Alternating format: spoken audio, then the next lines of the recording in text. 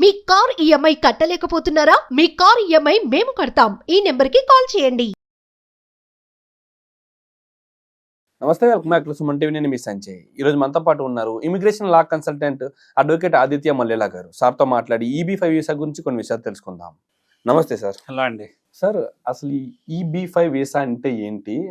అసలు Trump birth citizenship cancel చేయడంపై దీనికి ఎలాంటి బెనిఫిట్స్ ఉన్నాయంటారు? సో EB-5 వీసా అనగానే ఇప్పుడు మనకి ఎవరైనా యుఎస్కి వెళ్ళి గ్రీన్ కార్డ్ రావాలి అనుకున్న వాళ్ళకి ఇప్పుడు ఉన్న సిచ్యువేషన్ లో గ్రీన్ కార్డ్ అప్లై చేశాక 100 to 150 ఇయర్స్ పడుతుంది గ్రీన్ కార్డ్ రావాలంటే. అమెరికాలో సెటిల్ అవ్వాలనుకున్న వాళ్ళు మ్యాండేటరీగా వాళ్ళకి పర్మనెంట్ రెసిడెంట్ అవ్వాలి, గ్రీన్ కార్డ్ రావాలనుకుంటారు. అయితే మరి గ్రీన్ కార్డ్ అప్లై చేయడానికి వాళ్ళకి 5 to 7 ఇయర్స్ పడితే అది రావడానికి మోర్ దెన్ 100 ఇయర్స్ పడుతుంది. EB-5 వీసా ద్వారా ఏంటి అడ్వాంటేజ్ ఏంటంటే వాళ్ళకి ఇమీడియట్ గా గ్రీన్ కార్డ్ వస్తుంది, చాలా ఫాస్ట్ గా గ్రీన్ కార్డ్ వస్తుంది. సో ఈ విధానం ద్వారా ఏంటి అంటే అడ్వాంటేజ్, ఎవరైతే యుఎస్ లో సెటిల్ అవ్వాలి అనుకుంటున్నారో, వర్క్ ఆథరైజేషన్స్ తెచ్చుకోవాలనుకుంటున్నారు అనుకునే వాళ్ళకి వాళ్ళ ఎంటైర్ ఫ్యామిలీ మొత్తం కూడా యుఎస్ లో సెటిల్ అయ్యే సిచ్యువేషన్ ఉంటుంది అనమాట. చాలా ఫాస్ట్ గా సెటిల్ అయ్యే సిచ్యువేషన్. ఓకే సార్, ఈ EB-5 వీసాకి ఎలా అప్లై చేయాలంటారు? సో EB-5 వీసాకి అప్లై చేయాలి అంటే మేజర్ గా మనకు కావాల్సింది ఏంటంటే $800,000 అండి. సో $800,000 అనగానే అది యుఎస్ ఫెడరల్ గవర్నమెంట్ ఆర్గనైజ్ చేసిన అమౌంట్ అనమాట.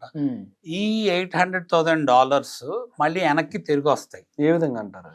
సో ప్రాజెక్ట్స్ లో ఇన్వెస్ట్ చేయాలి. యుఎస్ లో ప్రాజెక్ట్స్ ఉంటాయి. సో ఎవరైతే ఎంటిటీస్ అంటే ఫెడరల్ గవర్నమెంట్ ఆథరైజ్ చేసిన ఎంటిటీస్, రీజనల్ సెంటర్ ఎంటిటీస్ ఉంటాయి. So which are like authorized by federal government of US. So United States citizenship service and immigration service అనమాట. So ఆ entities ఈ funds, foreign investment fund ని raise చేయడానికి కుదిరింది. So EB-5 investment fund కూడా foreign investment fund గా గుర్తిస్తారు అనమాట. సో ఫారిన్ ఇన్వెస్ట్మెంట్ ఫండ్ గా ఎప్పుడైతే గుర్తించారో దానివల్ల అక్కడ ఎకానమీ, ఎంప్లాయ్మెంట్ జనరేట్ అవుతుంది అని గుర్తించి మనకి గ్రీన్ కార్డ్ ఫాస్ట్ గా ఇస్తాం జరిగింది. అలానే ఏంటంటే అక్కడ ప్రాజెక్ట్ ఇన్వెస్ట్ చేశాక మనం దాన్ని అక్కడ లోన్ గా ఇస్తున్నట్టు దాన్ని కన్సిడర్ చేసి ప్రాజెక్ట్ కంప్లీషన్ బేస్ చేసుకొని, లేకపోతే లోన్ ఒక అగ్రిమెంట్ టర్మ్ బేస్ చేసుకొని మన డబ్బులు మనకి వెనక్కి ఇవ్వడం జరిగింది. సో మనం ఇన్వెస్ట్ చేసాం కాబట్టి అక్కడ ఎకానమీ, ఎంప్లాయ్మెంట్ జనరేట్ అయింది కాబట్టి దాన్ని బేస్ చేసుకొని మనకి గ్రీన్ కార్డ్ ఇస్తారు అనమాట. ఓకే సార్, ఇదంతా ప్రాసెస్ జరగడానికి ఎంత టైం పట్టుద్ది అంటారు? అసలు ఇన్వెస్ట్ చేసాక వీసా రావడానికి ఎంత టైం పట్టుద్ది? ఆ ఇన్వెస్ట్ చేసిన అమౌంట్ రావడానికి ఎంత టైం పట్టుద్ది అంటారు? సో యూజువల్ గా మనకి గ్రీన్ కార్డ్ అసలు అప్లై చేయాలి అంటే ఇందాక చెప్పుకున్నాం కదా, 5 to 7 ఇయర్స్ పడుతుంది అప్లై చేయటానికి. అంటే ఎందుకు, మనం ఒక ఎడ్యుకేషన్ వీసా ద్వారానో, వర్క్ వీసా ద్వారానో, లాటరీ సిస్టమ్, మళ్ళీ ఏంటంటే ఒక ఎంప్లాయర్ మనకి స్పాన్సర్ చేయటము, ప్లస్ యుఎస్ వెళ్ళి సెటిల్ అవటము, తర్వాత ఏంటంటే అదే ఎంప్లాయర్ మనకి గ్రీన్ కార్డు స్పాన్సర్ చేయటము, ఇదంతా ఒక ప్రాసెస్. ఆ ప్రాసెస్ ఒక 5 to 7 ఇయర్స్ తీసుకుంది అనుకోండి. అప్లై చేశాక మనకి ఇండియన్స్ కి అక్యుములేషన్ ఎక్కువ ఉంది కదా, 2014 నుంచి ప్రయారిటీ డేస్ అక్యుములేట్ అయి ఉన్నాయి. సో 100 ఇయర్స్ పడుతుంది మామూలుగా గ్రీన్ కార్డ్ రావాలి అంటే. 100 to 150 ఇయర్స్ పడుతుంది. సో ఇక్కడ ఏంటంటే టైం లైన్ EB-5 వీసాలో మనం అప్లై చేయగానే నెక్స్ట్ 6 to 8 months లో వర్క్ ఆథరైజేషన్స్ వస్తాయి. అంటే ఎలిజిబిలిటీ టు వర్క్ అన్నమాట. ఈ వీసాకి అప్లై చేసాం కాబట్టి దీన్ని బేస్ చేసుకొని మీరు వర్క్ చేసుకోవచ్చు, యుఎస్ లో ఎక్కడైనా వర్క్ చేసుకోవచ్చు. సో మీరు ఎంటైర్ ఫ్యామిలీ క్వాలిఫై అవుతారు. నెక్స్ట్ 1.5 year to 2 years లో మీకు కండిషనల్ గ్రీన్ కార్డ్ వస్తుంది, which is like equivalent to green card again. So ఎప్పుడైతే కండిషనల్ గ్రీన్ కార్డ్ వచ్చి ఆ కండిషనల్ గ్రీన్ కార్డ్ ఒక వ్యాలిడిటీ మీకు ఏంటంటే 2 years ఉంటుంది. అంటే which can be extended to more amount of time. అంటే 2 years and 2 years అనే కాదు, బట్ 2 years ఎండింగ్ టైం అంటే ఒక 3 months ఇంకా బ్యాలెన్స్ ఉందనగా మనం రివోకేషన్ ఆఫ్ కండిషన్స్ అప్లై చేసుకొని పర్మనెంట్ రెసిడెంట్ గ్రీన్ కార్డ్ తెచ్చుకోవచ్చు. పర్మనెంట్ రెసిడెంట్ గ్రీన్ కార్డ్ అంటే ఒక 5 years లో మనకు పర్మనెంట్ రెసిడెంట్ గ్రీన్ కార్డ్ అనేది వస్తుంది అనమాట. అలానే నెక్స్ట్ 3 to 5 years లో మన మనీ కూడా మనకి వెనక్కి వస్తాం జరుగుతుంది. Okay, next 3 years 3 to 5 years. Okay, 3 to 5 years. Plus ఏంటంటే ఈ ప్రాసెస్ ద్వారా నెక్స్ట్ 7 అంటే ఓవరాల్ గా 7 years లో ఆర్ 7 to 8 years లో మన సిటిజన్షిప్ కూడా వచ్చే సిచ్యువేషన్ ఉంది మనకి, మన ఎంటైర్ ఫ్యామిలీకి. Okay sir, and one thing sir, ఇక్కడ సిటిజన్షిప్ అదే బర్త్ సిటిజన్షిప్ క్యాన్సిల్ చేయడం వల్ల దీనికి ఎలాంటి బెనిఫిట్స్ ఉన్నాయి అంటారు? చాలానే బెనిఫిట్స్ ఉన్నాయి. So birth right citizenship already ఇప్పుడు ఎండ్ చేస్తున్నారని చెప్పి ట్రంప్ ఎగ్జిక్యూటివ్ ఆర్డర్ సైన్ చేయడం జరిగింది. అయితే ఇది against to the constitutional amendment 14 ఉంది, బర్త్ బై న్యాచురలైజేషన్ కి అగెనెస్ట్ గా ఉంటది ఏమో అని చెప్పి అనుకుంటున్నారు. ఒకవేళ దీన్ని అప్హోల్డ్ చేసి బర్త్ రైట్ సిటిజన్షిప్ కనుక ఎండ్ అయితే ఎవరికి కూడా ఇప్పుడు ఏ వీసా మీద ఉన్న నాన్ ఇమిగ్రెంట్ వీసాస్ లైక్ ఏంటంటే స్టూడెంట్ వీసా మీద కానీ విజిట్ వీసా మీద కానీ లేకపోతే అన్డాక్యుమెంటెడ్ ఆర్ ఇల్లీగల్ ఇమిగ్రెంట్స్ కానీ లేకపోతే వర్క్ వీసాస్ మీద ఉన్న వాళ్ళకి ఎవరి పిల్లలు ఆ యుఎస్లో పుడితే అక్కడ వాళ్ళు డెఫినెట్గా సిటిజన్ అవ్వరు అనమాట. ఓకే.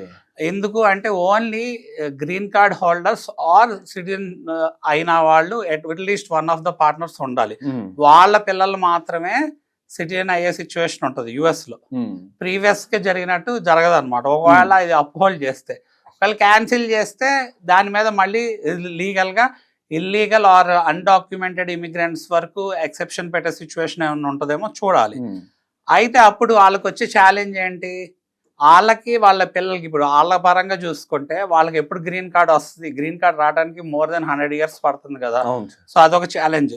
సో పోనీ పిల్లలకి అయితే పిల్లలకైనా అట్లీస్ట్ సిటిజన్షిప్ వస్తే సిటిజన్ రేపు పిల్లలు పెద్ద అయినాక వీళ్ళు సిటిజన్ గ్రీన్ కార్డ్ కానీ సిటిజన్షిప్ కానీ స్పాన్సర్ చేసే సిచ్యువేషన్ ఉంటుంది కదా. మరి ఆ సిచ్యువేషన్ పోయింది కదా ఈ కేసులో. ఇంకా పిల్లలు ఎప్పుడైతే ఇంటర్నేషనల్ స్టూడెంట్స్ వాళ్ళ ఎడ్యుకేషన్కి కన్స్ట్రైన్ కదా. ఎడ్యుకేషన్ అంటే స్కూలింగ్ దగ్గర కన్స్ట్రైన్ ఉంటుంది, నెక్స్ట్ కాలేజెస్లో కన్స్ట్రైన్ ఉంటుంది, ఎడ్యుకేషన్ ఫీజెస్ ఎక్కువ ఉంటాయి. ప్లస్ ఏంటంటే అడ్మిషన్ రావాలంటే డొమెస్టిక్ స్టూడెంట్కి ఇంపార్టెన్స్ ఇస్తారా ఇంటర్నేషనల్ స్టూడెంట్కి ఇంపార్టెన్స్ ఇస్తారా? ఫస్ట్ డొమెస్టిక్ స్టూడెంట్కి ఇచ్చాక తర్వాత ఇంటర్నేషనల్ స్టూడెంట్కి ఇస్తారు. ఆబ్వియస్లీ మన వాళ్ళు వెళ్ళి అక్కడ ఎక్కువ 50 lakhs పైన ఇప్పుడు మాస్టర్స్ చదవాలనుకోండి 50 lakhs to 1 crore ఖర్చు పెట్టి చదువుతారు. అంటే అక్కడ కాలేజెస్ కి ఎకానమీకి మన వాళ్ళు కాంట్రిబ్యూట్ చేస్తున్నారు, ఒప్పుకుంటారు, అందుకే మన వాళ్ళని రమ్మంటున్నారు. మరి ఇవన్నీ కోల్పోయే సిచ్యువేషన్ ఉంటుంది కదా. EB-5 వీసాల అడ్వాంటేజ్ ఏంటి అంటే మీకు కండిషనల్ గ్రీన్ కార్డ్ వచ్చేస్తుంది, అలానే పర్మనెంట్ రెసిడెంట్ గ్రీన్ కార్డ్ వస్తుంది, అలానే ఎడ్యుకేషనల్ బెనిఫిట్స్ అన్ని కూడా ఉంటాయి అన్నమాట. సో ఏమి కోల్పోకుండా మీకు సిటిజన్షిప్ రైట్ అలానే గ్రీన్ కార్డ్ రైట్ చాలా ఫాస్ట్ గా వస్తానికి EB-5 వీసా మిమ్మల్ని ప్రొటెక్ట్ చేస్తుంది. ఓకే సార్, అక్కడ చూసుకుంటే EB-5 వీసా వల్ల అమెరికన్ ఎకానమీ పెరగడానికి చాలా ఉపయోగపడుతుంది అన్నారు. అండ్ ఇది బర్త్ సిటిజన్షిప్ క్యాన్సిల్ చేయడానికి గల కారణాలు కూడా ఇదే అంటారా? EB-5 వీసా ద్వారా వల్ల ఎకనామీని పెంచుకుందాం అనే వీళ్ళు ఆలోచించారంటారా? చాలా మంచి క్వశ్చన్ మీరు అడిగారు. సో మీరు ట్రంప్ ఎలా అయితే థింక్ చేస్తాడో అలానే మీరు కూడా ఇన్నోవేటివ్ గా థింక్ చేసి అడగటం జరిగింది క్వశ్చన్. సో ట్రంప్ కూడా ఎకానమీ డెవలప్ చేయాలి, బూస్ట్ చేయాలి, డెఫినెట్ గా ఏంటంటే ఫస్ట్ కంట్రీలో ఉన్న వాళ్ళకి అడ్వాంటేజ్ జరగాలి, అక్కడ జాబ్ హోల్డర్స్కి అడ్వాంటేజ్ జరగాలి అని చూస్తారు. సో EB-5 వీసా అనగానే ఫారెన్ ఇన్వెస్ట్మెంట్ ఫండ్ వస్తుంది అనుకోండి, ఎవరు వద్దనరు. సో EB-5 వీసా వల్ల అడ్వాంటేజ్ ఏంటి, వాళ్ళకి మన వాళ్ళు అక్కడ డబ్బులు ఇన్వెస్ట్ చేస్తున్నారు, చక్కగా వాళ్ళ ఇన్ఫ్రాస్ట్రక్చర్ ప్రాజెక్ట్స్ డెవలప్ అవుతున్నాయి, ఎంప్లాయ్మెంట్ క్రియేట్ అయ్యింది. ఎంప్లాయ్మెంట్ లో part time, direct jobs, indirect jobs, induce jobs, ఇలా different types of jobs create అవుతాయి. ప్లస్ రియల్ ఎస్టేట్ సెక్టార్ పెరిగిద్ది. సో మరి దీనివల్ల అడ్వాంటేజ్ ఉంది. ట్రంప్ ఎప్పుడు EB-5 వీసాకి ప్రోగానే ఉన్నారు, అంతకుముందు కూడా ప్రోగానే ఉన్నారు. ఇప్పుడు తీసుకునే మెజర్స్ ఏమైనా చూసుకున్నా కూడా సో ఏ పార్టీ అయినా సరే ఫారిన్ ఇన్వెస్ట్మెంట్ ఫండ్ ని వద్దన్నది. ఎందుకంటే ఎకానమీ అండ్ ఎంప్లాయ్మెంట్ డెవలప్ అవుతుందంటే ఎవరైనా వద్దన్నారు. అందుకని EB-5 వీసాని ఎవరైనా ఎంకరేజ్ చేయాల్సిందే. అలానే మోర్ ట్రంప్ తీసుకునే మొత్తం డెసిషన్స్ అన్నీ కూడా వాళ్ళ జాబ్స్ బూస్టప్ అవ్వాలి, ఎకనామిక్స్ పెరగాలి, ప్లస్ ఏంటంటే ఏదైనా మ్యానుఫ్యాక్చరింగ్ సెక్టార్స్ ఉన్నా కూడా అదే కంట్రీలో ఉండాలి. సో అక్కడ లోకల్స్ కి జాబ్స్ అన్ని క్రియేట్ అవ్వాలి, ఇలా చూస్తున్నారు. సో అలా చూస్తే మీరు అడిగిన క్వశ్చన్ కి డెఫినెట్ గా వ్యాలిడ్ గా ట్రంప్ దీన్ని ఎంకరేజ్ చేస్తాడని అనుకోవచ్చు. Absolutely sir. Thank you sir. Thank you very much sir. Thank you అండి.